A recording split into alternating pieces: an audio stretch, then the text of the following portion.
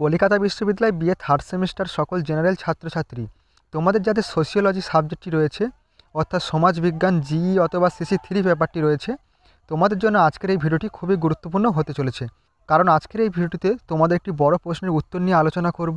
প্রশ্নটি হচ্ছে, দেখো, কার্ল মার্কস বর্ণিত ইতিহাসে বস্তুবাদী ধারণা সম্বন্ধে সংক্ষেপে আলোচনা করো। খুবই গুরুত্বপূর্ণ একটি প্রশ্ন, তোমাদের 15 নম্বরের প্রশ্ন এটি। তোমরা অবশ্যই প্রশ্নের উত্তরটি তোমরা খাতায় নোট ডাউন করে নেবে। ভিডিওটি শুরু করার আগে তোমাদের কাছে একটাই অনুরোধ করব, তোমরা যারা আমার এই চ্যানেলে নতুন আছো অবশ্যই চ্যানেলটি সাবস্ক্রাইব করে নিও এবং ভিডিওটি ভালো লাগলে অবশ্যই তোমাদের বন্ধুদের কাছে শেয়ার করে দিও। চলো ভিডিওটি তোমরা দেখে নাও। দেখো, তোমরা প্রশ্নের উত্তরটি দেখে নাও। দেখো, প্রশ্নটি হচ্ছে, দেখো, কার্ল মার্কস বর্ণিত ইতিহাসের বস্তুবাদী ধারণা সম্বন্ধে সংক্ষেপে আলোচনা করো। উত্তরটি দেখো, তোমাদের 15 নম্বরের প্রশ্ন এটি। উত্তরটি দেখে নাও। প্রথম পয়েন্ট, ভূমিকা। কার্ল মার্কস একজন বস্তুবাদী দার্শনিক। ঐতিহাসিক বস্তুবাদ মার্কসের অন্যতম একটি দর্শন। সমাজে দার্শনিক ব্যাখ্যায় মার্ক্সবাদ যে বিপ্লব ঘটিয়েছিল, ঐতিহাসিক বস্তুবাদ ছিল তার ভিত্তি। এটি সমাজ ও ইতিহাসের বস্তুবাদ ও জড়বাদকে ব্যাখ্যা করে। ঐতিহাসিক বস্তুবাদ সম্পর্কে বলতে গিয়ে স্ট্যালিন বলেছেন, সমাজ জীবনের ইতিহাস ও চরিত্র বিশ্লেষণের জন্য বস্তুবাদের নীতিগুলো প্রয়োগ করাকেই ঐতিহাসিক বস্তুবাদ বলে। দেখো, পরবর্তী পয়েন্ট হচ্ছে, কার্ল মার্কসের ঐতিহাসিক বস্তু বা তত্ত্ব। দার্শনিক কার্ল মার্কস বলেন, ইতিহাসের গতিপথ অর্থনৈতিক উপাদানের দ্বারাই পরিবর্তিত হয়। নিম্নে মার্কসের বস্তুবাদ তত্ত্ব সম্পর্কে আলোচনা করা হলো। প্রথম পয়েন্ট, উৎপাদনের দুটি দিক। প্রথমত ঐতিহাসিক বস্তুবাদ অনুযায়ী উৎপাদনের দুটি দিক রয়েছে। একটি হলো উৎপাদন সিক্ত শ্রমিক ও তার শ্রম ক্ষমতা, আনুষাঙ্গিক যন্ত্রপাতি ইত্যাদি উৎপাদন শক্তি, এবং অপরটি হলো উৎপাদন সম্পর্ক। দ্বিতীয় পয়েন্ট, দেখো, সামাজিক ও রাজনৈতিক জীবন ব্যবস্থার গতি প্রকৃতি।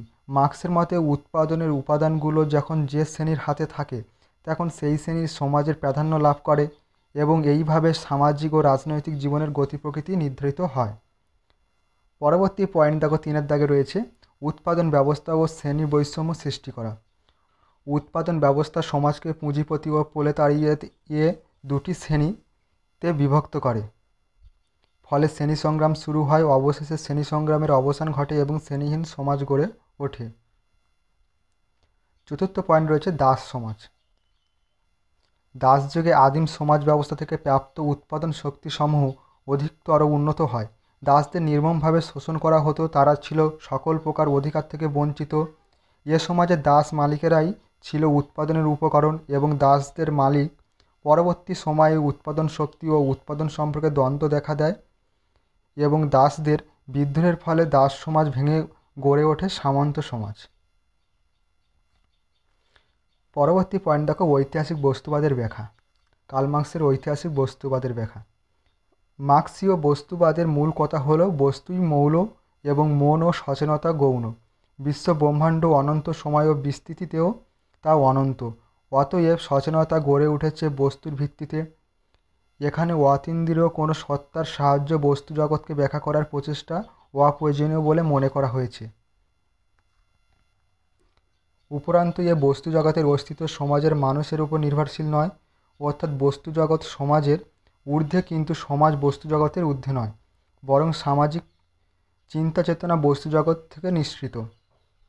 দেখো, মার্ক্সীয় মতে বস্তুই প্রাথমিক চেতনা। পরবর্তী সময়ের ভাববাদীদের বক্তব্যের সমালোচনা করতে গিয়ে মার্ক্স বলেছেন, চিন্তা কল্পনাপ্রসূত নয় বা আকাশ থেকে আসে না, অভিজ্ঞতার আলোকে ইন্দ্রিয়গ্রাহ্যভাবেই চিন্তার প্রতিফলন ঘটে।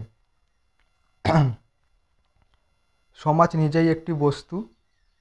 সমাজের বাস্তব অবস্থা থেকে সামাজিক চেতনার সৃষ্টি। এ সামাজিক চেতনা ও চিন্তা গড়ে উঠেছে সামাজিক অভিজ্ঞতার আলোকেই। তাই সামাজিক অভিজ্ঞতা অজ্ঞেয় নয়, কেননা সমাজ বস্তুর প্রেক্ষাপটেই গড়ে উঠেছে সামাজিক অভিজ্ঞতা। কালক্রমে যা সঞ্চিত হচ্ছে মানুষের জ্ঞানের ভাণ্ডারে। মার্ক্সীয় মতবাদে বস্তুবাদী ব্যাখ্যার নিমিত্তে যে পদ্ধতি ব্যবহৃত হয় তা হচ্ছে দণ্ডমূলক বস্তুবাদ। দাণ্ডিক বস্তুবাদের ব্যাখ্যা দেওয়া হচ্ছে যে কোনো বস্তুর বিশ্লেষণ অন্য বস্তু থেকে বিচ্ছিন্ন রেখে করা যায় না, কেননা পৃথিবীর কোনো বস্তুর স্বতন্ত্র অস্তিত্ব থাকতে পারে না। আবার বস্তু বা ঘটনাকে বিশ্লেষণের সময় তার গতি বা পরিবর্তনের প্রতি লক্ষ্য রাখা প্রয়োজন, কেননা প্রতিটি বস্তুই গতিশীল এবং প্রতিটি ঘটনায় উৎপত্তি এবং পরিণতি রয়েছে। আবার বস্তুর বিশ্লেষণের সময় বস্তুর গতির চরিত্র সম্বন্ধে ধারণা প্রয়োজন। এখানে মনে রাখা প্রয়োজন যে সকল বস্তুই সামনের দিকে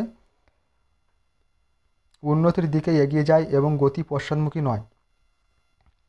মার্কস ও তার অন্যতম সহযোগী বন্ধু ও আন্তর্জাতিক কমিউনিস্ট আন্দোলনের নেতা কমরেড ফ্রেডরিক এঙ্গেলস দ্বান্দ্বিক বস্তুবাদের দর্শন সমাজের ক্ষেত্রে প্রয়োগ করেন। ঐতিহাসিক পরিপ্রেক্ষিতে সমাজ বিশ্লেষণের এ বস্তুবাদী পদ্ধতি ব্যাখ্যাকে বলা হয় ঐতিহাসিক বস্তুবাদ। এই ছিল তোমাদের কার্ল মার্কসের ঐতিহাসিক বস্তুবাদের তত্ত্বটি সম্পূর্ণ প্রশ্নের উত্তর। তোমরা অবশ্যই এই প্রশ্নটি ভালোভাবে প্র্যাকটিস করবে। অবশ্যই তোমাদের পরীক্ষার খাতায় কিন্তু এই প্রশ্নটি তোমরা কমন পাবে এবং অবশ্যই তোমরা এই প্রশ্নটি তোমাদের খাতায় নোট ডাউন করে নেবে।